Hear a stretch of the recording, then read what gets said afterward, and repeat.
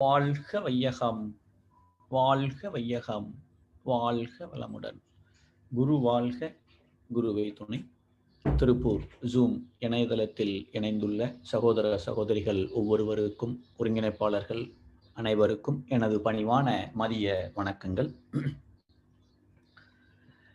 ஒரு சின்ன துரியாதீத தவம் முடிச்சுட்டு அதுக்கப்புறம் நம்ம மௌனத்தில் போகலாம். நம்ம ஆல்ரெடி இறை வணக்கம், குரு வணக்கம் முடிஞ்சதுனால ஸ்ட்ரைட்டா நாடி சுத்தியில நம்ம ஆரம்பிக்கலாம். நாடி சுத்தி.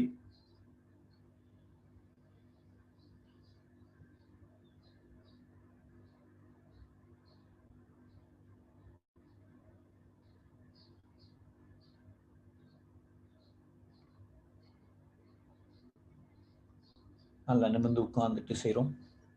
நல்ல ஆழ்ந்த சுவாசமாக மனம் சுவாசத்தையே கவனிக்கட்டும்.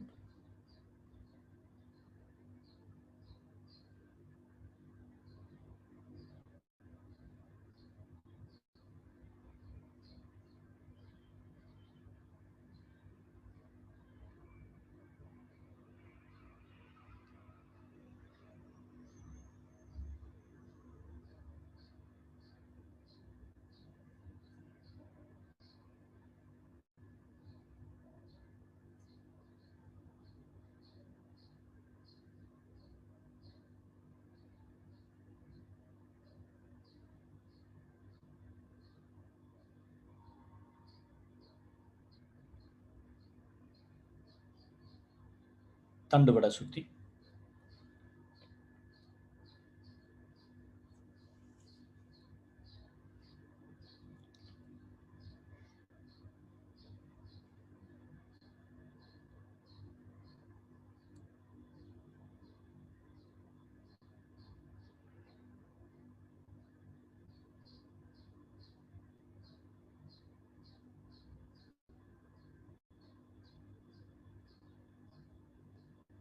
வாழ்க வளமுடன்.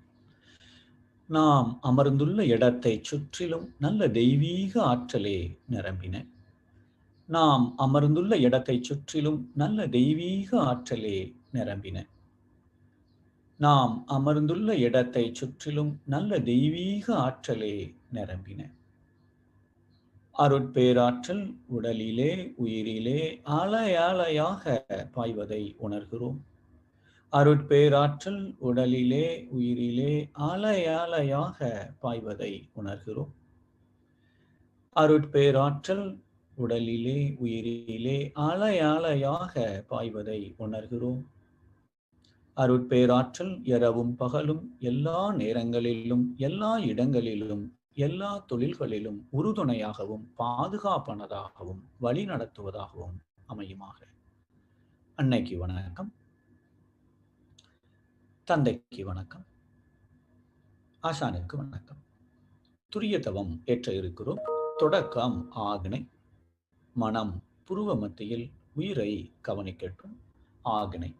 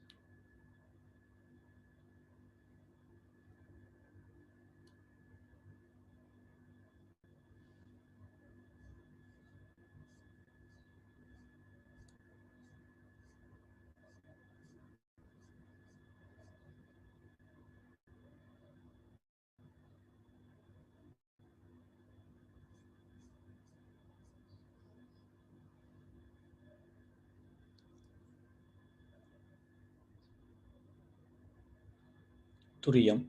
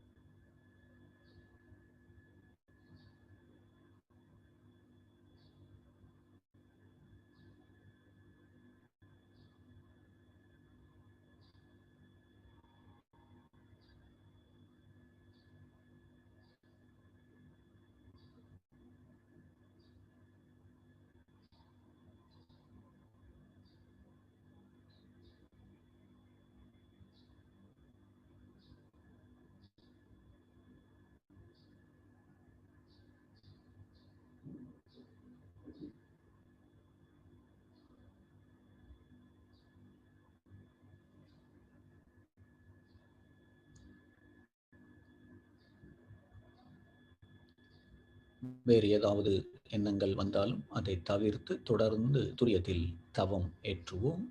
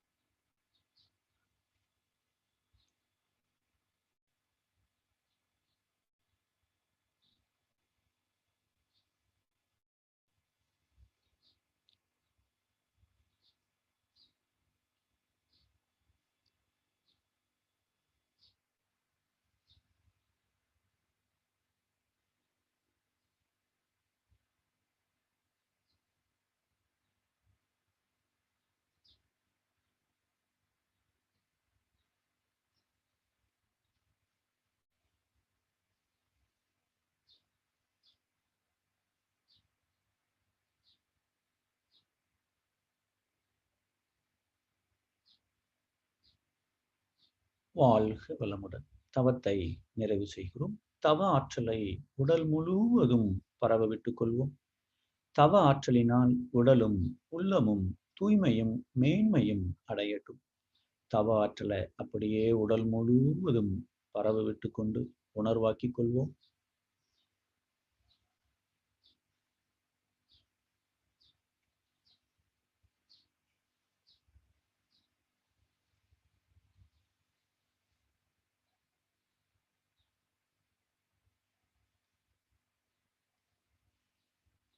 சங்கற்பம். அருட்பேராற்றல் கருணையினால் உடல் நலம், நீளாயுள், நிறை செல்வம், உயர்ப்புகள், மெய்ஞானம் ஓங்கி வாழ்வோம். அருட்பேராற்றல் கருணையினால் உடல் நலம், நீளாயுள், நிறை செல்வம், உயர்ப்புகள், மெய்ஞானம் ஓங்கி வாழ்வோம். அருட்பேராற்றல் கருணையினால் உடல் நலம், நீளாயுள், நிறை செல்வம், உயர்ப்புகள், மெய்ஞானம் ஓங்கி வாழ்வோம். வாழ்க்கை துணைவரை வாழ்த்துவோம். பெற்ற மக்கள் செல்வங்களை வாழ்த்துவோம்.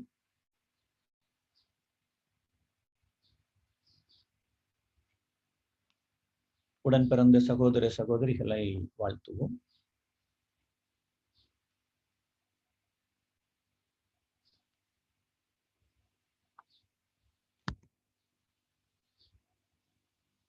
தொழில்துறையிலே தினசரி கடமைகளிலே நம்மோடு தொடர்புடைய மேலதிகாரிகள், உதவியாளர்கள் ஒவ்வொருவரையும் வாழ்த்துவோம்.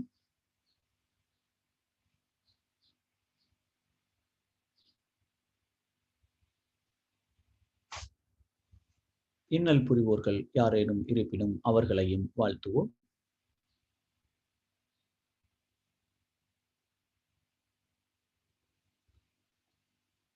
இந்த அரிய கலையை கற்றுக் கொடுத்த ஆசான் அருளிய வேதாத்திரியத்தை வாழ்த்துவோம். வேதாத்திரியம் வாழ்க வளமுடன். வேதாத்திரியம் வாழ்க வளமுடன். ஆலியார் அறிவு திருக்கோவில் வாழ்க வளமுடன். உலக சமுதாய சேவா சங்கம் வாழ்க வளமுடன். நம்ம ஒட்டுமொத்த உலகத்தையும் வாழ்த்தி விடலாம். வாழ்க வையகம், வாழ்க வையகம், வாழ்க வளமுடன். மற்ற வாழ்த்துக்களை நம்ம கடைசியா முடித்துக் கொள்வோம். நம் மனதில் அமைதி நிலவட்டும். நம்மை சுற்றிலும் அமைதி நிலவட்டும். உலகம் முழுவதும் அமைதி நிலவட்டும். அமைதி, அமைதி, அமைதி. வாழ்க வளமுடன். வாழ்க வையகம், வாழ்க வையகம், வாழ்க வளமுடன். துரிய தவத்தை நாம் நிறைவு செய்து விட்டோம். இப்பவே மௌன தவத்தை ஆரம்பிக்கிறோம். என்ன தவிர நான் அப்பப்ப ஒரு 10 நிமிடங்களுக்கு ஒரு தடவை கொஞ்ச நேரம் நான் பேச போறேன். நீங்க எல்லோரும் இனிமேல் மௌனத்துல இருக்க போறீர்கள். இந்த துரிய தவம் அது வேற, மௌன தவம் வேற. மகரிஷி அவர்கள் ஒரு கவிதையில மோன தவம் கற்று ஆற்றி முனைப்பு ஒளிப்பீர் அப்படின்னு ஒரு கவிதையில ஒரு லைன்ல சொல்லியிருப்பாங்க. ஏன்னா நம்முடைய நார்மலா செய்கிற துரியாதீத தவம் அதுல எல்லாத்துலயுமே மனம் உயிரை கவனிக்கிறது, இல்ல உயிரில் ஒடுங்குகிறது, இல்ல எல்லாம் சேர்த்து சுத்த வெளியில் ஒடுங்குகிறது, இல்ல பேரியக்க மண்டலத்துல விரிந்து நிற்கிறது. இது தவத்துல செய்யறோம். இந்த தவத்தை நாம் செய்யும் பொழுது நம்முடைய முதுகுத்தண்டு, தலை ஒரு நேர்கோட்டுல இருக்கணும். அப்பதான் மூலாதாரத்துல இருக்கிற உயிர் சக்தி ப்ராப்பரா மேல வரைக்கும் போய் நம்மளால விரிந்து செய்ய முடியும். ஆனா மௌனத்துல மனசுக்கு எந்த வேலையும் கிடையாது. அங்க உயிரை கவனிக்கிறோம், இங்க எதையும் கவனிக்க போறது இல்லை. அதனால இப்போ மௌன தவத்தை நம்ம ஆரம்பிக்கிறோம். மௌனத்துல மனசுக்கு எந்த வேலையும் நாம கொடுக்க போறது இல்லை. அதை நம்ம கொஞ்சம் கொஞ்சமா நம்ம எக்ஸ்பிளைன் பண்றோம். அதன்படி நம்ம பின்பற்றிட்டாலேயே போதும். இன்னொன்னு, தவத்துல முதுகு தலை நேர்கோட்டுல இருக்கு. இப்ப மௌனம் நம்ம செய்யும் பொழுது அது நேர்கோட்டுல இருக்கணும்னு அவசியம் இல்லை. நீங்க உங்க வசதிப்படி எப்படி இருந்தால் உங்களுக்கு கை கால்ல வலி இல்லாமல் இருக்குமோ அந்த இடத்துல அந்த மாதிரி நம்ம பொசிஷன்ல உட்கார்ந்துக்கலாம். ஏன்னா அடுத்தாப்புல இருக்கிற 1 hour 10 நிமிஷங்கள் இருக்கு. அதுல நம்ம மௌனத்துலதான் நம்ம இருக்க போறோம். இப்போ மௌனம் எப்படி செய்ய போறோம், ஏன் செய்யணும், இதனால நமக்கு என்ன கிடைக்கும் அப்படிங்கிறத மட்டும் ஒரு அடுத்த 10 நிமிடங்களுக்கு கொஞ்சம் சிந்தனை செய்த பிறகு அதன் பிறகு நம்ம மௌனத்துல இருக்க போறோம். அதுவும் நீங்க 10 நிமிடம் தான் மௌனம் இருப்பீங்க. அப்புறம் மறுபடியும் நான் பேசுவேன். அப்புறம் ஒரு 10 நிமிடம் இருப்பீங்க. அப்புறம் மறுபடியும் நான் பேசுவேன். என்ன செய்ய போறோம் அப்படிங்கிறத நான் இப்போ சொல்லிடுறேன். மௌனம் இறைவனின் மொழி அப்படிங்கிறது நமக்கு நல்லாவே தெரியும். ஏன்னா மௌனத்துல நாம் இருக்கும் பொழுது இறைவன் நம்மிடம் பேசுகிறார். அவர் ஏன் பேசணும், நான் ஏன் அதை கேட்கணும் அப்படின்னு ஒரு சின்ன கேள்வியை நமக்கு கேட்டோம் அப்படின்னு சொன்னால், நம்முடைய பிறப்பின் நோக்கமே இறை உணர்தல், அதாவது இறைநிலையோடு இணைதல், அதாவது ஆனந்தமாக வாழ்தல். அப்படி ஆனந்தமாக வாழ வேண்டும் என்றால் நான் சரியான பாதையில் போய்கொண்டிருக்கிறேனா, இருக்கிற சிக்கல்கள் எனக்கு ஒவ்வொன்றாக நான் கலைந்து கொண்டிருக்கிறேன்னா, வாழ்க்கையில் முன்னேறி கொண்டிருக்கிறேனா, நான் எதை மாற்ற வேண்டும், எவ்வளவு மாற்ற வேண்டும், எப்படி மாற்ற வேண்டும், இதெல்லாம் எனக்கு தெரிஞ்சாதான் நான் கரெக்டா அந்த நோக்கத்தை அடைய முடியும். இப்ப இறைவன் பேசுவதை நாம் கேட்கணும் அப்பனா தான் நான் என்னை மாற்றிக்கொள்வதற்கு, என்னை சரியான பாதையில் போவதற்கு அது எனக்கு உதவியாக இருக்கும். மகரிஷி அவர்கள் ஒரு கவிதையில, மௌனத்தில் எனக்கு அளித்த அறிவுரை போல் சிறிதும் மலைக்காது பெறலாது உலக தொண்டு செய்வேன் அப்படின்னு ஒரு கவிதையில குறிப்பிட்டிருக்கிறார்கள். அதாவது மௌனத்துல எப்படி இறைநிலை, இறைவன் அவருக்கு அறிவுரை எப்படிலாம் அறிவுரை கொடுத்தாரோ இறைநிலை, அதே போல அதன்படியே சிறிதும் மலைக்காது, மலைக்காதுன்னா பயப்படாம ஆச்சரியப்படாம, பெறலாது சொன்னபடி என்ன அட்வைஸ் கிடைச்சதோ மௌனத்துல அதன்படி உலக தொண்டு செய்வேன் அப்படிங்கிறாரு. நாம உலக தொண்டு இல்லாட்டாலும் அட்லீஸ்ட் நம்முடைய வாழ்க்கையை நாம் மிக சரியாக வாழ்வோம். அதாவது எனக்கு செய்யக்கூடிய கடமை, என் குடும்பத்துக்கு செய்யக்கூடிய கடமை, சமுதாயத்துக்கு செய்யக்கூடிய கடமையை நாம் ஒழுங்காக செய்வதற்கு இது ஒரு அடிப்படையாக நாம இந்த பயிற்சியை நாம் எடுத்துக்கொள்ளலாம். கடவுள் பேசுவாரு மௌனத்துல, அறிவுரை கூறுவார் அப்படின்னு மகரிஷி சொல்லியிருக்காரு. கரெக்ட். அப்ப அதுக்கு நான் என்ன செய்யணும்? நான் என்ன செய்தால் கடவுள் என்னிடம் பேசுவார்? அங்கேயும் ஒரு சிக்கல் இருக்கு. அவருக்கு தெரிஞ்சதை பேசுவாரா, அவருக்கு பிடிச்சதை பேசுவாரா, இல்ல எனக்கு பிடிச்சதை பேசுவாரா, இல்ல எனக்கு தேவையானதை பேசுவாரா? எதை பேசுவார்? அதுவும் முக்கியம். எனக்கு தேவையானதை பேசினார்னா நான் இன்ட்ரெஸ்டட். அவருக்கு பிடிச்சதை பேசினாருன்னா நான் என் டயத்தை வேஸ்ட் பண்ணிட்டு இருக்கணும் இல்லையா? அப்போ அங்க நாம கொஞ்சம் தெளிவாக இறைவன் பேசுவார். ஆனால் எனக்கு எது வேணுமோ அதை பேச வைக்கணும். அதை பேசுவதற்கு என்ன செய்யணுமோ அதை நான் செய்யணும். அதைத்தான் அடுத்த 1 மணி நேரத்துக்கு நாம அந்த முயற்சியை தான் எடுக்க போறோம். எனக்கு என்ன வேணுமோ அதை இறைவன் பேச வேண்டும், பேசுவார். அதை கேட்க போகிறோம். அதுதான் அடுத்த 1 மணி நேரத்துல நாம செய்யக்கூடிய மௌனம். ஓகே. இப்போ கடவுள் பேசுகிறார், அவர் பேசுறத நான் கேட்கணும் அப்படின்னா நான் என்ன செய்ய வேண்டும்? 3 ஸ்டெப்ஸ் இருக்கு. 3 படிநிலைகள் இருக்கிறது. அந்த 3 படிநிலைகள் என்னன்னு பார்த்ததுக்கு அப்புறம் நானும் பேசாம இருக்க போறேன். நீங்களும் மௌனத்துல இருக்க போறீங்க. இப்போ என்னுடைய அடுத்த ரூம்ல 2.5 வயசு பையன் இருக்கான். என் பேரன் இருக்கான். இப்ப அவன் பேசுறத நான் கேட்கணும் அப்படின்னு சொன்னால் இந்த 3 ஸ்டெப்ப நான் செய்யணும். அப்பதான் இறைவன் பேசுறதையும் நான் கேட்க முடியும். இந்த 2.5 வயசு பையன் பேசுறத நான் கேட்கணும்னா நான் என்னென்ன செய்வேனோ அதே தான் இப்ப நம்ம எல்லாரும் செய்ய போறோம். Number 1 step. டிவி பார்த்துட்டு இருக்கோம், படிச்சுட்டு இருக்கோம், இல்ல இந்த சிந்தனை உரை கேட்டுட்டு இருக்கீங்க, அது எல்லாத்தையும் நிப்பாட்டிடணும். இப்ப கேளுங்க. நான் மௌனம்னு ஸ்டார்ட் பண்ண உடனே சிந்தனை உரை கேட்பதும் அங்கே நின்று விடுகிறது. நானும் பேச போறது இல்லை. இதுக்கு பேரு வாக்கு மௌனம், கருவி மௌனம். அதாவது வாக்கு மௌனம்னா வாய் பேசல, கருவி மௌனம்னா கைட்டு கூட சைகை பண்ணல, இல்ல நான் ஏதோ ஒண்ணு வேலையும் செய்யல, இல்ல நம்ம கத்திரிக்காவை நறுக்கிக்கிட்டே இந்த சிந்தனை உரையை கேட்கலாமே, அதுக்கு பேரு மௌனம் அல்ல. சோ இப்போ மௌனத்துல நாம இருக்கும் பொழுது நாம எந்த வேலையையும் செய்யவில்லை. வாக்கு மௌனம், கருவி மௌனம், 5 புலன்கள் அதை பயன்படுத்த போறதில்லை. இன்க்ளூடிங் சிந்தனை உரை கூட கேட்க போறது இல்லை. இது முடிச்ச அப்புறம். ஓகே. ஸோ அப்போ ஸ்டெப் 1 என்ன அப்படின்னு நமக்கு தெரிஞ்சிச்சு. நாம் எந்த வேலையும் செய்ய போறது இல்லை. ஸ்டெப் 2, இப்ப இது மட்டும் போதுமா?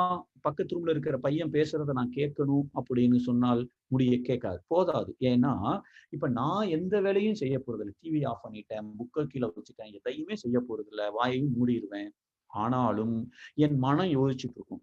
சாயங்காலம் 4 மணிக்கு கடைக்கு போகணுமே, என்னென்ன வாங்கணும், எந்த கடைக்கு போகணும், எப்படி போகணும், நாளைக்கு என்னென்னலாம் ப்ரோக்ராம் இருக்கு, சாட்டர்டே இருக்கு, அதுக்கு ப்ரிப்பேர் பண்ணியாச்சா, இப்படி எல்லாம் என் மனம் ஒரு வேலையை செய்ய ஆரம்பிச்சிடும்.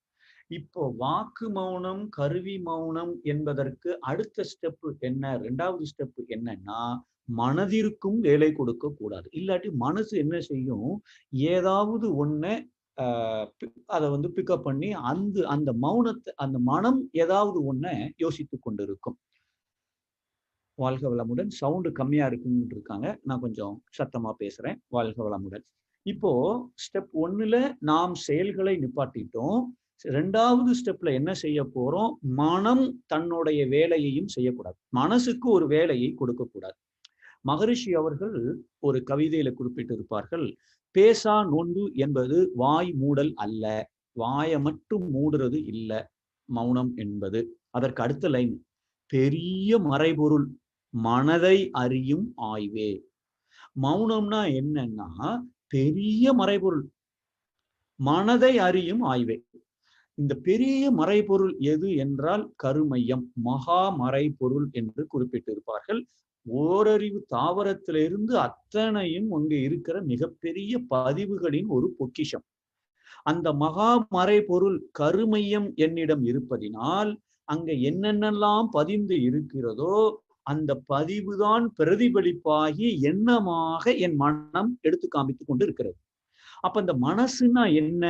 மனதை அறியும் ஆய்வே அப்படின்னு மகரிஷி குறிப்பிடுகிறார்கள். அதாவது மௌனம்னா என்ன? வாய் மூடல் அல்ல, பெரிய மறைபொருள் மனதை அறியும் ஆய்வே. இந்த கருமையம்ங்கிற ஒரு மறைபொருள் இருக்கிறதுனாலதான் மனம் ஒன்று எண்ணத்தை காண்பித்துக் கொண்டிருக்கிறது. அந்த மனதை அறியும் ஆய்வு. அது என்ன ஆய்வு? இப்ப நம்ம எல்லாம் பள்ளிக்கூடத்துல இருக்கும்போது சின்ன 5th 4th எல்லாம் படிக்கும்போது திடீர்னு இன்ஸ்பெக்ஷன், ஆய்வு நடத்த மேலதிகாரிகள் வருகிறார்கள் அப்படின்னு சொல்லுவாங்க. அப்ப மேலதிகாரிகள் இன்ஸ்பெக்ஷனுக்கு வாராங்க அப்படின்னாலே இவங்க பள்ளிக்கூடத்துல கொஞ்சம் கிளீன் பண்ணி வச்சிருப்பாங்க. இல்லைன்னா அவர் வரும்போது என்ன செய்வாங்க? எல்லாம் நீட்டா இருக்கா, கரெக்ட் டயத்துக்கு ஆரம்பிக்கிறாங்களா, இப்ப பிள்ளை எல்லாம் நல்லா படிக்காங்களா, இதை ஃபுல்லா இன்ஸ்பெக்ட் பண்ணுவாங்க, ஆய்வு செய்வார்கள். இந்த ஆய்வு செய்யும் போது அவங்க எதுவும் கேட்கலாம் மாட்டாங்க. ஆய்வு செய்துட்டு ரிப்போர்ட் அனுப்பிச்சுட்டு போய்கிட்டே இருப்பாங்க. அந்த ரிப்போர்ட் மட்டும் மோசமா இருந்ததுன்னா ஹெட் மாஸ்டர் சஸ்பெண்ட் ஆகலாம், இல்ல இடத்தை மாத்தலாம், எதுனாலும் நடக்கலாம். அப்ப இந்த ஆய்வு என்பது அடிப்படை ஆய்வு என்னன்னா, நாம போறோம், ஸ்கூல பாக்குறோம், எப்படி இருக்கு, நீட்டா இருக்கா, கிளாஸ் எல்லாம் கரெக்டா நடத்துறாங்களா இல்லையா, டீச்சர்ஸ் என்ன ட்ரெஸ் போட்டிருக்காங்க, எல்லாம் எப்படி இருக்கு, இதெல்லாம் ஒரு இன்ஸ்பெக்ஷன், ஒரு ஆய்வு பண்ணிட்டு வந்துடுறாரு. அந்த ஆய்வைத்தான் மகரிஷி மௌனம்னு சொல்றாரு, தற்சோதனை அல்ல. இப்போ நாம அடுத்தாப்புல இருக்கிற 1 மணி நேரத்திற்கு ஜஸ்ட் ஆய்வு செய்கிறோம். ஆய்வு செய்கிறோம்னா என்னன்னா, மனம் என்ன செய்கிறதோ அதை கவனித்துக் கொண்டிருக்க போகிறோம். நான் மனசுக்கு எந்த வேலையும் கொடுக்க போறதில்ல. மனம் அதுவாகவே ஏதோ ஒரு வேலையை செய்ய போகிறது. அது என்ன வேலை செய்கிறதோ அதை கவனிக்க போகிறேன். ஒரு 3வது மனுஷனா உட்கார்ந்து எப்படி கவனிப்போமோ அதே போல உட்கார்ந்து கவனிக்க போறோம். அததான் மகரிஷி சொல்லுகிற பெரிய மறைபொருள் மனதை அறியும் ஆய்வே மௌனம். இப்ப இந்த மனதை அறியும் ஆய்வு அப்படின்னா கவனிக்க போறோம் அப்படின்னு சொன்னால், நான் எந்த வேலையும் செய்ய போறது இல்ல, ஆராய்ச்சி பண்ணல, தற்சோதனை செய்யல, ஏதோ ஒரு எண்ணம் வரும், அந்த எண்ணத்தை நான் தொடரப்போவது அல்ல.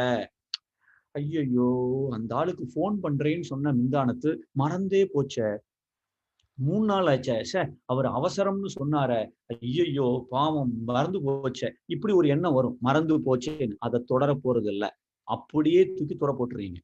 நீங்க அமைதியா இருக்கிறீங்க. அடுத்தால எப்போ போன் பண்ண போறேன், அவர் எதுக்கு கூப்பிட்டிருப்பார், இதெல்லாம் நான் யோசிக்க போறதே இல்லை. என்னதை வச்சு குளிச்சு 1 மாசம் ஆச்சே, இப்போ அடுத்தாப்புல இதை அப்படியே விட்டுறோம். இது தொடர போறது அல்ல. அடுத்தால எப்ப குளிக்கலாம், உடம்புலாம் சூடா இருக்க, ஐயோ என்ன இருக்கான்னு தெரியலையே, அது வேற சனிக்கிழமை தான் குளிக்கணும்னு வீட்டுல வேற சொல்லிட்டே இருக்காங்களே, ஐயோ, இதெல்லாம் நம்ம யோசிக்க போறது இல்லை. என்னதை வச்சு குளிச்சு 1 மாசம் ஆச்சேன்னு ஒரு எண்ணம் வரலாம், அதோட நிப்பாட்டிடுறோம். அதை தொடரப்போவதில்லை, அதை ஆராய்ச்சி பண்ண போவதில்லை, தற்சோதனை செய்ய போறதில்லை, அதை நான் தொடர்ந்து ஒரு படமா எடுக்க போறது அல்ல. இந்த தங்கச்சி கூட கூப்பிட்டாப்பா ஒரு வாரத்துக்கு முன்னாடி, அவன் பையன் ஒரு காலேஜ் படிக்கணும்னு சொல்லிட்டு இருக்கான். அந்த பையன் அந்த காலேஜை விசாரிக்க சொன்னாங்க, மறந்தே போச்சே, 10 நாள் ஆச்சே, எவ்வளவு இம்பார்ட்டன்ட் ஒர்க் கொடுத்தாங்க, இப்படி மறந்துட்டேனே, தொடர போறதல்ல. மொத்தத்துல அடுத்த 1 மணி நேரத்திற்கு இந்த மௌனத்தில் நான் கருவிகளுக்கும் வாய்க்கும் வேலை கொடுப்பது மட்டுமல்ல, என் மனதிற்கும் வேலை கொடுக்க போறது அல்ல. அப்படின்னா நான் என்ன செய்ய போறேன்? மனம் என்ன செய்கிறதோ அது பாட்டுக்கு என்ன வரும், கருமையத்திலிருந்து வந்துகிட்டே இருக்கட்டும். அதாவது அடுத்த ரூம்ல இருக்கிற பையன் என்ன பேசுறான்னு கேட்கணும்னா, முதல்ல நான் பேசுற செயல்களை நிப்பாட்டிட்டேன், நம்பர் 1. 2வது என் மனசு செய்யற வேலையும் நான் எதுவும் செய்ய போறது இல்லைன்னா, அந்த ரூமுல போய் நான் பார்க்கிற பாதையை கொஞ்சம் கிளியர் பண்ணி விடுறேன். அந்த பையன் இருக்கிற ரூமுக்கு போகணும்னா போற வழியில ஒரு டேபிள் இருக்கு, சோஃபா இருக்கு, இதெல்லாம் எடுத்து ஓரமா விட்டா தான் நான் அந்த ரூமுக்குள்ளேயே போக முடியும்னா, அந்த பாதையை கிளியர் பண்றது எப்படி அவசியமோ அதே போல இறைவன் பேசுறத நான் கேட்கணும்னா இறைவனை பேசுவதற்கு முன்னாடி கருமையத்தில் இருக்கிற பதிவுகள் எண்ணமாக வெளிவரும். அந்த எண்ணத்தை நான் அலோ பண்ணணும், அனுமதிக்கணும். அப்பதான் அந்த கருமையம் எனக்கு பாதை விடும். இந்த கருமையம் பாதை விட விட விட கருமையத்தினுடைய அடிப்பகுதி மனதோட இன்னொரு முனை இறைநிலை இருக்கிறது. அப்ப அந்த இறைநிலை இருக்கிறத பேசணும்னா நான் அடிமுனைக்கு போகணும். அடிமுனைக்கு போகணும்னா கருமையத்தில் இருக்கிற பதிவுகள் எனக்கு வழிவிடணும். அந்த வழிவிடுகிற வேலைக்கு நாம அனுமதி கொடுக்க போகிறோம். மனதிற்கு எந்த வேலையையும் நான் கொடுக்காமல் மனம் என்னென்னலாம் எண்ணத்தை எனக்கு கொண்டு வருகிறதோ அதை அப்படியே தூர போட்டுட்டே இருக்குன்னு ஒழிய அதை ஆராய்ச்சி செய்ய போறதில்லை. தற்சோதனை மௌனத்தோட முடிவில் செய்ய வேண்டியது, மௌனத்தின் போது அல்ல என்னை பொறுத்தவரை. அப்போ இப்ப நாம என்ன செய்ய போறோம்? 2வது ஸ்டெப்ல மனம் என்ன செய்கிறதோ அதை கவனிக்க போறேன். அதை நான் ஆராய்ச்சி பண்ண போறது இல்ல. இது 2வது ஸ்டெப். இப்போ 2வது ஸ்டெப் வந்தாச்சு. இப்போ ஃபர்ஸ்ட் ஸ்டெப்ல நான் எந்த வேலையையும் செய்ய போறது இல்ல. 2வது ஸ்டெப்ல மனம் என்ன செய்கிறதோ அதை அப்படியே கவனிக்க போறேன். இவ்வளவுதான் இந்த 2 ஸ்டெப். 3வது ஸ்டெப்ல என்ன செய்யணும்னா, எந்த சப்ஜெக்ட இறைநிலை பேசணுமோ அதை பேச வைக்கிறது 3வது ஸ்டெப். அந்த 3வது ஸ்டெப் போறதுக்கு முன்னாடி இந்த ஸ்டெப் 1 ஸ்டெப் 2 அடுத்த 10 நிமிடங்களுக்கு நான் மௌனமா இருந்து அந்த ஸ்டேஜ அதாவது அந்த 2.5 வயசு பையன் இருக்கிற ரூமுக்கு போறேன். ஃபர்ஸ்ட் முதல்ல நான் எந்த வேலையும் செய்ய போறது அல்ல. அடுத்த 10 நிமிடங்களுக்கு இல்ல 15 நிமிடங்களுக்கு. 2வது என் மனதிற்கும் நான் வேலை கொடுக்க போவது அல்ல. மனசுக்கு வேலை கொடுக்கறேன்னா என்ன அர்த்தம்? என்ன தேய்ச்சி குளிச்சு 1 மாசம் ஆச்சேன்னு ஒரு எண்ணம் வந்துட்டுன்னா அடுத்தால எப்ப குளிக்கலாம், நாளைக்கு சனிக்கிழமை குளிக்கலாமா குளிக்க கூடாதா அப்படின்னு நான் யோசிச்சுட்டா மனசுக்கு வேலை கொடுத்துட்டேன். என்ன தேய்ச்சி குளிச்சு 1 மாசம் ஆச்சு, அவ்வளவுதான். இப்ப நீங்க அமைதியா இருக்கிறீங்க. அந்த எண்ணத்தை நீங்க டச் பண்ணல, அதான் தொடரல, அப்படியே அமைதியா இருங்க. அடுத்தாப்புல கருமையம் எதையாவது கொடுத்துக்கிட்டே இருக்கும். அது பாட்டுக்கு வரட்டும். எந்த எண்ணமா இருந்தாலும் சரிதான். உங்களுக்கு ஒரு 1,00,000 ஒருத்தர் தரணும் மறந்தே போச்சு, நீங்க கேட்கவே இல்லை, அது வரட்டும். ஆனா இப்ப எதையுமே நீங்க செய்யலாம். அப்படியே ஒரு பெரிய முக்கியமான காரியமா ஒரு பேப்பர்ல எழுதி வச்சுக்கோங்க வேணாம். மற்றபடி மனதிற்கு வேலை கொடுக்காமல் இப்ப நாம அடுத்த 10 நிமிடங்கள் மௌனம் இருக்க போகிறோம். இப்ப நானும் நிப்பாட்டிடுவேன். மணி 10:05 ஆகுது. 10:15 வரைக்கும் நம்ம எல்லோரும் என்ன செய்ய போறோம்னா, எந்த வேலையும் செய்யாமல் மனம் என்ன செய்கிறதோ அதை கவனிக்கிறோம். எந்த எண்ணம் வேணும்னாலும் வந்து கொண்டே இருக்கட்டும். அதை எந்தவித ஆராய்ச்சியும் எடுத்துக்கொள்ளாமல் அப்படியே வருது தூக்கி தூர போடுறீங்க. நீங்கள் அதை கண்டுக்கவே இல்லை. இக்னோர் பண்ணிட்டு உட்கார்ந்திருக்கிறோம். வாழ்க வளமுடன், வாழ்க வளமுடன். இப்போ நாம மௌனத்தை ஆரம்பிக்கிறோம். வாழ்க வளமுடன்.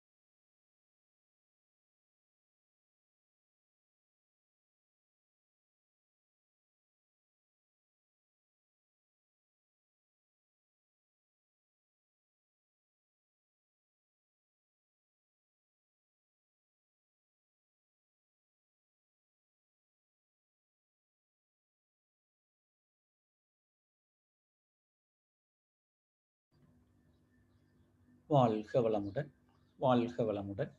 இப்போ ஸ்டெப் 3 நான் எக்ஸ்பிளைன் பண்ணிட்டு முடிச்சிருவேன். அதற்கப்புறம் மௌனத்தை தொடர்கிறோம். நீங்க ஜஸ்ட் இப்போ உங்க காதை மட்டும் கேட்டுக்கொள்கிறீர்கள். இப்போ நம்ம என்ன சொல்லுகிறோம் என்று. மற்றபடி வேற ஸ்டெப் 1, 2 மாத்த வேண்டாம். இப்போ 3வது ஸ்டெப் போறோம். அதாவது பையன் பேசிட்டு இருக்கான் பக்கத்து ரூம்ல. அவர் என்ன பேசுறாருன்னு எனக்கு கேட்கணும். இப்போ நான் செய்யற வேலையை நிப்பாட்டிட்டேன்.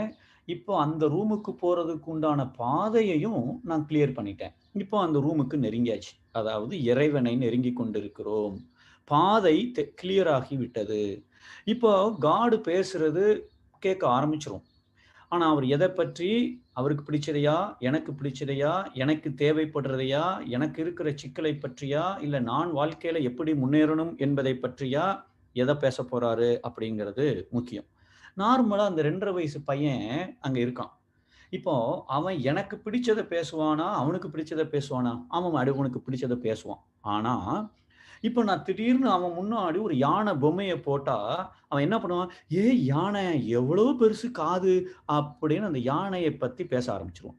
இப்ப திடீர்னு ஒரு குதிரை பொம்மைய அவன் முன்னாடி கையில குடுத்தோம் அப்படின்னா, குதிரைய பத்தி பேச ஆரம்பிச்சுருவான். குழந்தையும் தெய்வமும் ஒன்று. இப்ப இறைநிலை நம்மிடம் பேசும். நம்முடைய அலைச்சூழலை குறைக்க, குறைக்க, குறைக்க, குறைக்க அந்த இறைவன் என்ன பேசுறாரோ நமக்கு கேட்கும். ஆனால் இறைவன் எதை பற்றி பேச வேண்டுமோ அதை பற்றி பேச வேண்டும். அதை எப்படி பேச வைக்கிறது? அதுதான் ஸ்டெப் 3. இந்த 3வது ஸ்டெப்பை நான் தான் செய்ய போறேன். என்ன செய்ய போறேன்? குதிரை பொம்மையை கொடுப்பேன். அவர் குதிரையை பத்தி பேசுவார். அதே போல இன்னைக்கு இப்போ அடுத்த 3/4 மணி நேரத்துக்கு கடவுள் எதை பற்றி நம்மிடம் பேச வேண்டும் அப்படிங்கிற சப்ஜெக்டை நான் டிசைட் பண்ணியிருக்கேன். என்ன அப்படின்னா, இன்றைய மௌனத்துல ஃபுல்லா, அதாவது மகரிஷி அவர்கள் ஒரு கவிதையில குறிப்பிட்டிருப்பார்கள். மௌனத்தில் என்னை மௌனத்தில் என்னை அமர்த்தி மனதை உள்ளுள் ஈர்த்து, அதாவது மௌனத்துல என்னை உட்கார வச்சு மனசை உள்புறமா ஈர்த்து, அப்புறம் ஒரு 2, 3 லைன் இருக்கு. அடுத்த லைன்ல நான் எனது வாழ்வில் கடமை தேர்ந்து ஆற்ற மௌனத்தில் எனக்கு அளித்த அறிவுரை போல். அதாவது என்னுடைய வாழ்க்கையில என்னுடைய கடமையை நான் சிறப்பாக செய்வதற்கு நீ எனக்கு அறிவுரை, நீ என்ன அறிவுரை கொடுக்கிறையோ அதை அப்படியே சிறிதும் மலைக்காது பெறலாது உலகத் தொண்டு செய்வேன் அப்படின்னு இந்த கவிதையை மகரிஷி அவர்கள் முடிச்சிருப்பார்.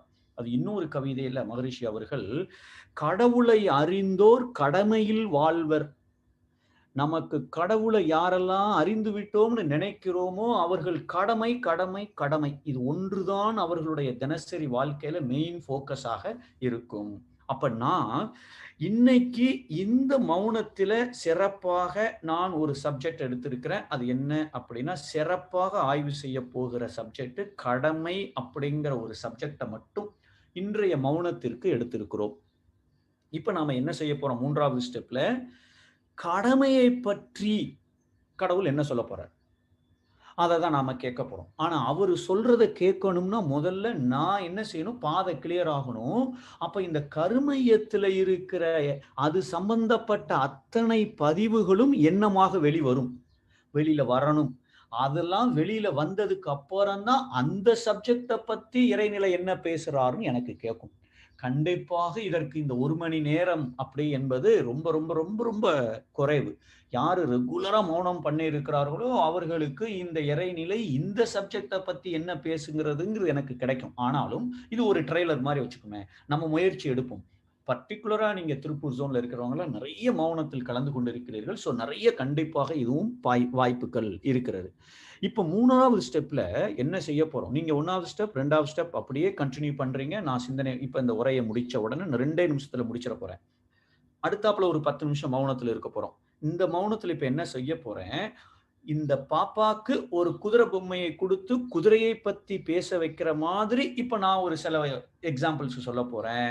இப்ப அந்த செய்திகளை, அந்த கடமைகளை, அதாவது கடமை அப்படிங்கிற சப்ஜெக்டை நான் எடுத்துட்டு இந்த கடமையை பற்றிய ஆய்வு. இப்போ என்ன நடக்கும் அப்படின்னு சொன்னால், இந்த குதிரை பொம்மையை நான் இப்ப கொடுக்க போறேன். கொடுத்த உடனே அவரவர்களுடைய கருமையத்துல இந்த குதிரை சம்பந்தப்பட்ட பதிவுகள் ஏற்கனவே என்னிடம் என்னென்ன இருந்திருக்கிறதோ அத்தனையும் எண்ணங்களாக வரட்டும், வர வேண்டும். அப்பதான் அந்த பாதை கிளியர் ஆகும். அது எல்லாம் வர்றதை நீங்க ஆராய்ச்சி பண்ண போறதில்ல, தற்சோதனை செய்ய போறதில்ல, அதை தொடர போறதில்ல. அப்படியே கவனிக்கிறீர்கள், அவ்வளவுதான். இப்ப அதை கவனிச்சு முடிஞ்சு கொஞ்ச நேரத்துல அந்த பதிவுகள் எல்லாம் பாதையை கிளியர் பண்ணிட்டுனா இறைநிலை என்ன பேசும் அதே சப்ஜெக்ட அப்படிங்கிறது எனக்கு தெரிய வரும். ஓகே, இப்போ நாம என்ன பண்ண போறோம்? அந்த கடமை முதல் ஸ்டெப்பு, நீங்க எந்த வேலையும் செய்யல. 2வது ஸ்டெப்பு, மனதை கவனிக்கிறீர்கள். நான் சிந்தனை இப்ப இந்த உரையை நிப்பாட்டின உடனே 3வது ஸ்டெப், இப்ப நான் என்ன செய்ய போறேன்? 10 நிமிஷத்துக்கு ஒருக்க நான் பேசுவேன்.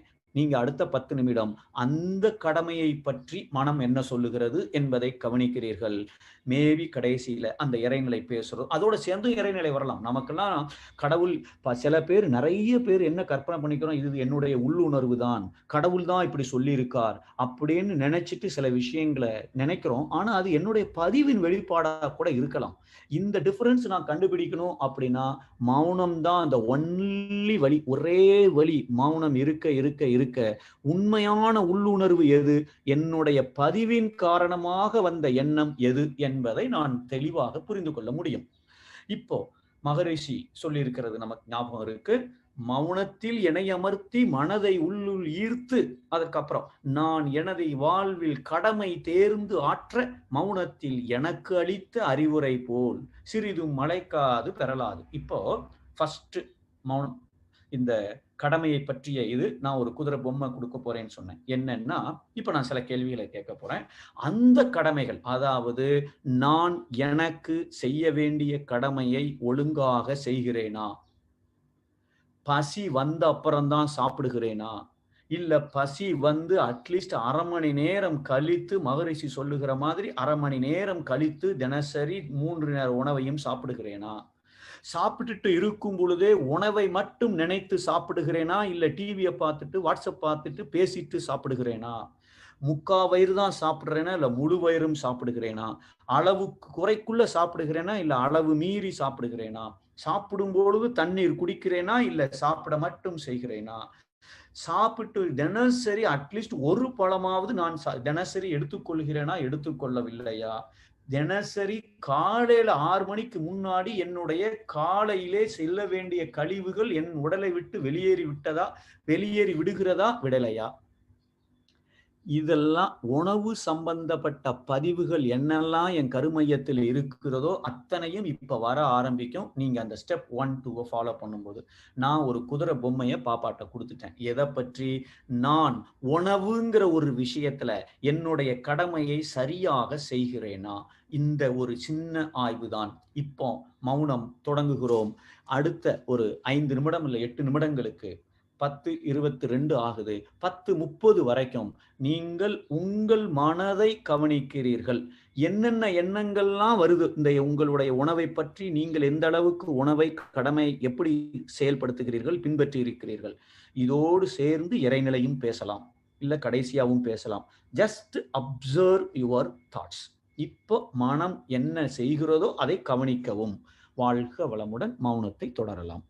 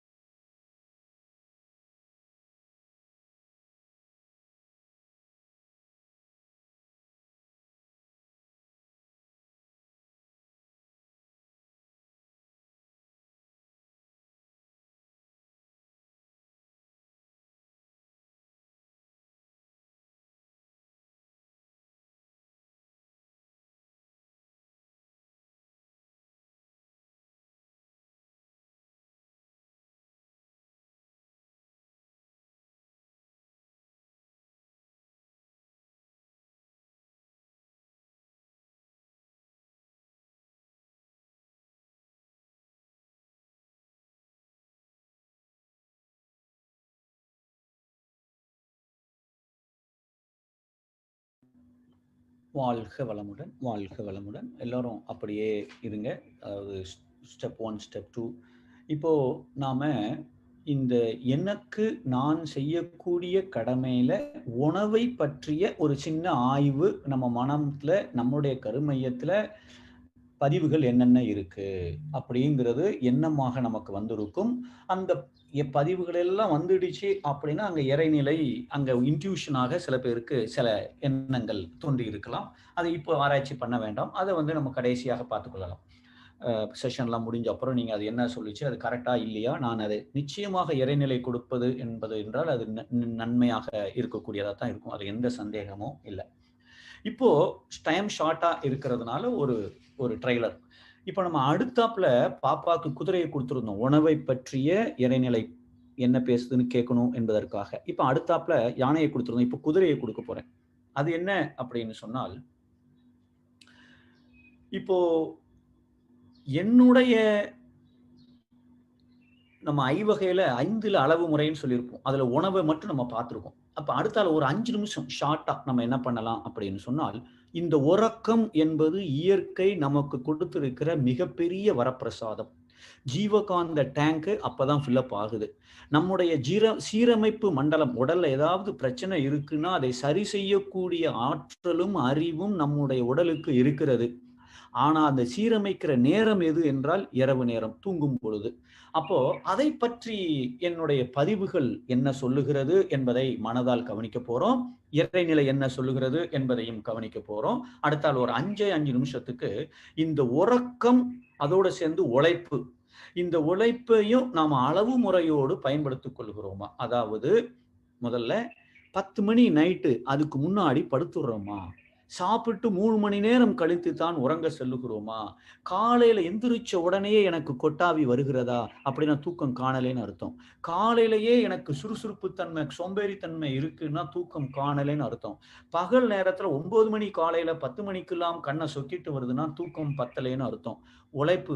இப்போ பார்த்துட்டு இருக்கிற வேலை ரொம்ப ரொம்ப அதிகமாக இருக்கா? வீக் ஆகிக்கிட்டே போறேனா? இந்த வேலைய இப்படியே இன்னொரு 5 வருஷம் கன்டின்யூ பண்ணா என் ஹெல்த் இம்ப்ரூவ் ஆகுமா? இல்ல மோசமாகுமா? நான் பார்த்திருக்கிற வேலைய எஃபிஷியன்ட்டா, அதாவது திறமையாக நான் செய்கிறேனா? இல்ல என்னுடைய திறமையை நான் ஏதாவது மாற்ற வேண்டுமா? உதாரணத்துக்கு ஒரு தேங்காய் சட்னி அரைக்கிறதுக்கு 15 நிமிஷம் ஆகுது. 2, 3 பேர் இருக்கிற வீட்ல அப்படின்னா, சட்னியில அங்க பிளேடு ஏதோ சரியில்ல மிக்ஸில. பிளேட மாத்துனா 5 நிமிஷத்துல அத அரைச்சு குடுக்கலாம். இதே மாதிரி என்னுடைய உழைப்பு, என்னுடைய வேலையில திறமையை எதுவும் நான் மாற்ற வேண்டுமா? எஃபிஷியன்ட்டா, எஃபெக்டிவா செய்கிறேனா? இந்த வேலைய இப்படியே நான் பண்ணுனா ரிட்டயர்ட் ஆகுற வரைக்கும் இந்த வேலையத்தான் நான் செய்யணுமா? இல்ல இத விட பெட்டர் ஆப்பர்ச்சுனிட்டி, இல்ல பெட்டர் திறமை எனக்கு கூட்டி நான் பார்க்கக்கூடிய வாய்ப்புகள் இருக்கிறதா? இந்த உறக்கம், உழைப்பு இந்த 2 பொம்மைய நான் இப்ப பாப்பாட்ட குடுத்திருக்கிற மாதிரி, உங்க கருமையத்த அத கிளறி விட்டுருக்கேன். இப்ப நாம இந்த தவத்தை மௌனத்தை இப்ப தொடரப் போறோம். 10:33 10:38 வரைக்கும் இப்ப மௌனமா இருக்க போறோம். நீங்க உங்கள் மனம் என்ன சொல்லுகிறதோ, உங்களுடைய கருமையத்தில் உறக்கத்தை பற்றியும், உழைப்பை பற்றியும் என்னென்ன பதிவுகள் எல்லாம் இருக்கிறதோ, அது எல்லாம் எண்ணமாக வரட்டும். பாதை கிளியர் ஆன அப்புறம் இறைநிலை உறக்கத்தை பற்றியும், உழைப்பை பற்றியும் நான் என்ன மாற்ற வேண்டும், எது சரி, எது தவறு என்பது உள்ளுணர்வாக என்னிடம் பேசுவதையும் கேட்க முடியும். மௌனம் இப்பொழுது தொடர்கிறது. வாழ்க வளமுடன்.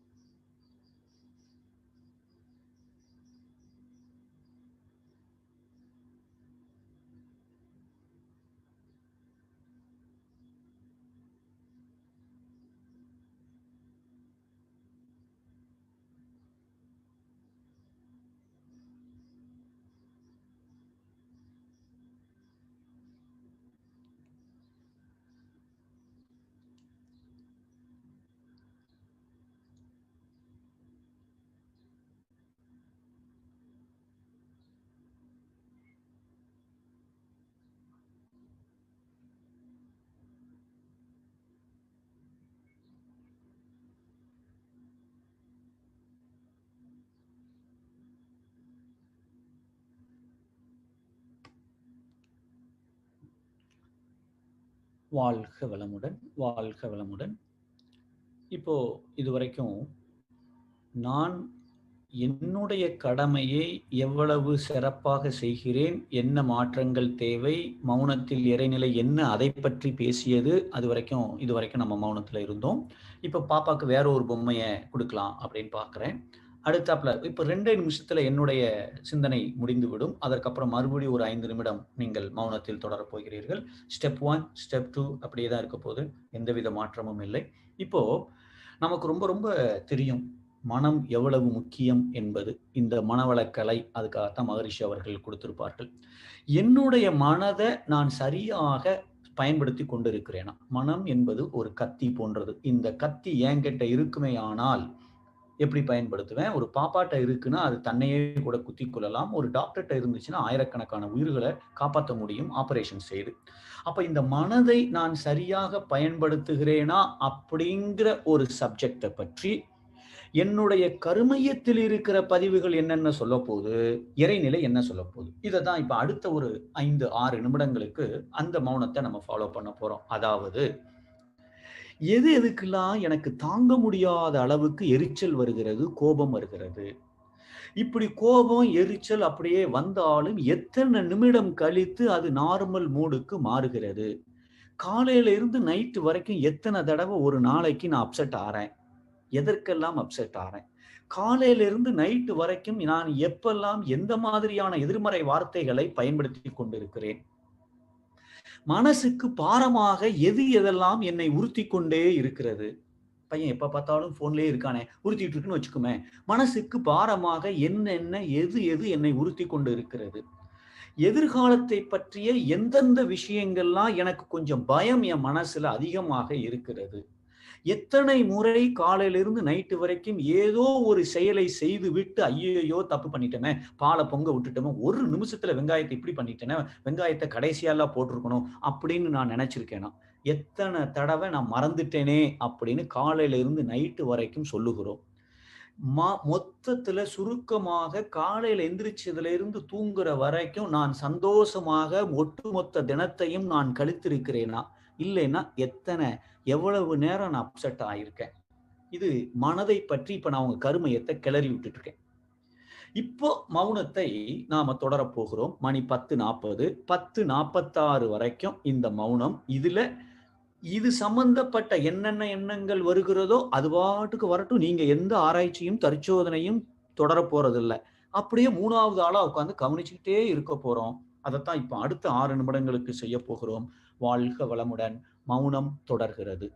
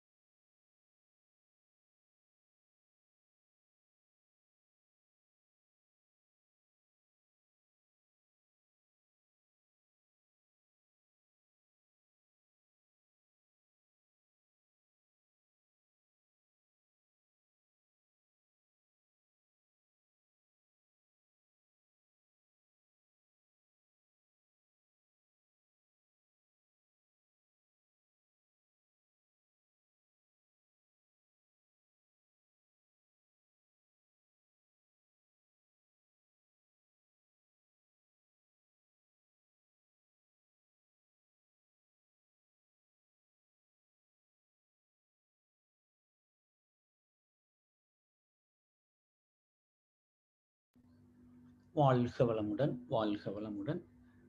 மன்னிக்கவும், நான் வந்து கத்தார் டயத்தையே நான் சொல்லிட்டு இருந்திருக்கிறேன். வாழ்க வளமுடன்.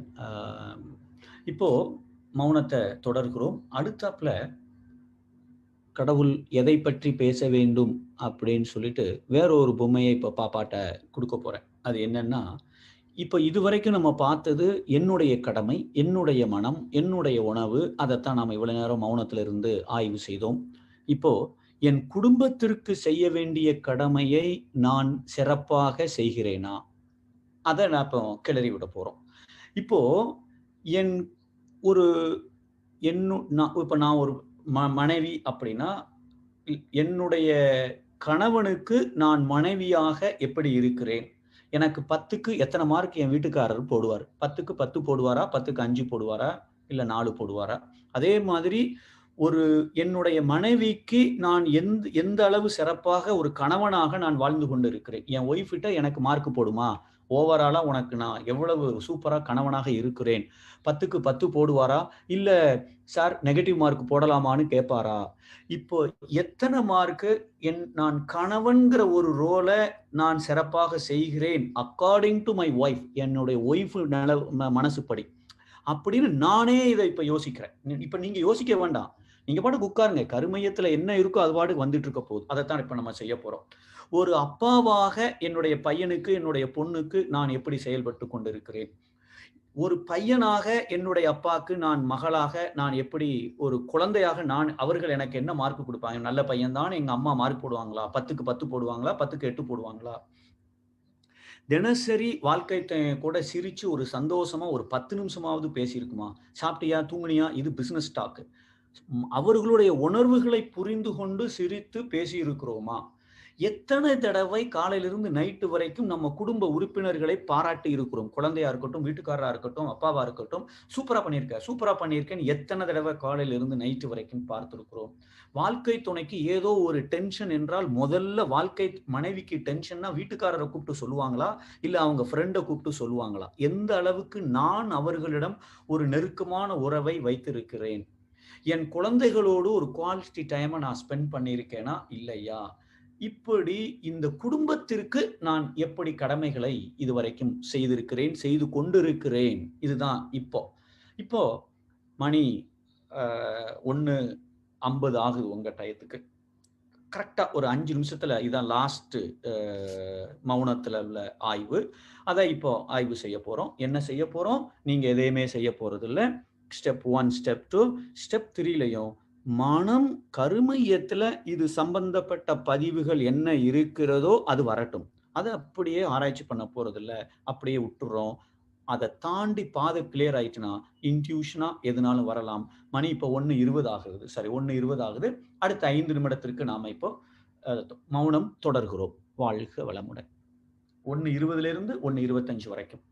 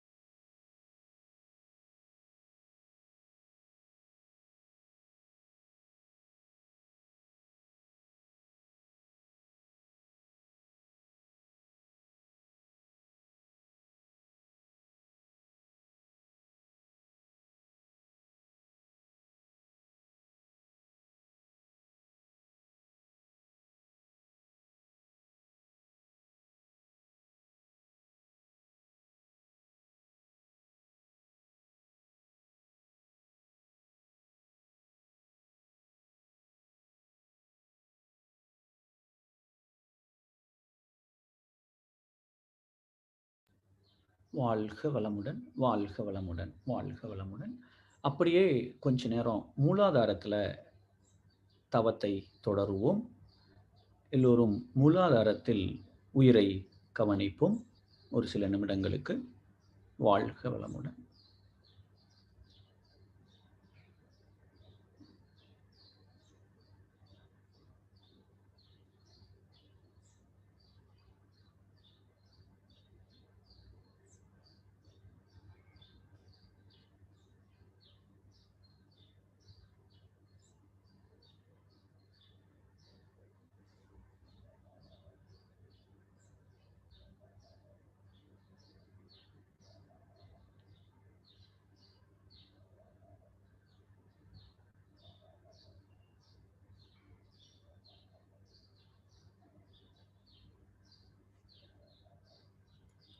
வாழ்க வளமுடன். தவத்தை நிறைவு செய்கிறோம். அருட்பேராற்றல் கருணையினால் உடல் நலம், நீலாயுள், நிறை செல்வம், உயர் புகழ், மெய்ஞானம் ஓங்கி வாழ்வோம். வாழ்க்கை துணைவரை வாழ்த்துவோம். பெற்ற மக்கள் செல்வங்களை வாழ்த்துவோம். உடன் பிறந்த சகோதர சகோதரிகளை வாழ்த்துவோம்.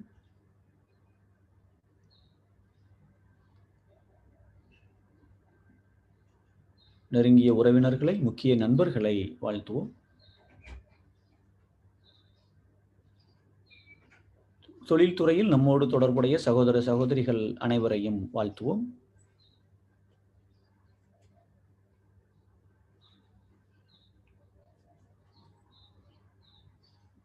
நமக்கு இன்னல் புரிவோரையும் வாழ்த்துவோம்.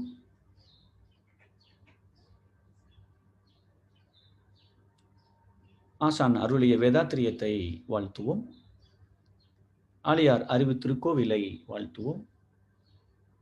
உலக சமுதாய சேவா சங்கம் வாழ்க வளமுடன், வாழ்க வளமுடன். உலக மக்கள் அனைவரும் கொரோனா வைரஸ் பாதிப்பிலிருந்து விடுபட்டு பூரண நலமுடன் வாழ்த்துவோம். வாழ்க வளமுடன். உலகத்தை மானசீகமாக நினைத்து வாழ்த்துவோம். வாழ்க வையகம், வாழ்க வையகம், வாழ்க வளமுடன். இந்திய மக்கள் அனைவரும் வாழ்க வளமுடன். இந்திய அரசு வாழ்க வளமுடன். இந்திய அரசியல் தலைவர்கள் வாழ்க வளமுடன். உலக மக்கள் வாழ்க வளமுடன். உலக அரசுகள் வாழ்க வளமுடன். உலக அரசியல் தலைவர்கள் வாழ்க வளமுடன், வாழ்க வளமுடன். ஒரு பிரைவேட் சாட்ல இன்று பிறந்த நாள் காணும் செல்வி சாய்ராம் ஆத்மஸ்ரீ அவர்களை வாழ்த்துவோம். செல்வி சாய்ராம் ஆத்மஸ்ரீ அவர்கள் வாழ்க வளமுடன். செல்வி சாய்ராம் ஆத்மஸ்ரீ அவர்கள் வாழ்க வளமுடன். செல்வி சாய்ராம் ஆத்மஸ்ரீ அவர்களும் அவர்களுடைய குடும்ப நலமும் வாழ்க வளமுடன். அவர்களுடைய ஆன்மீக தொண்டு வாழ்க வளமுடன், வாழ்க வளமுடன். நம் மனதில் அமைதி நிலவட்டும்.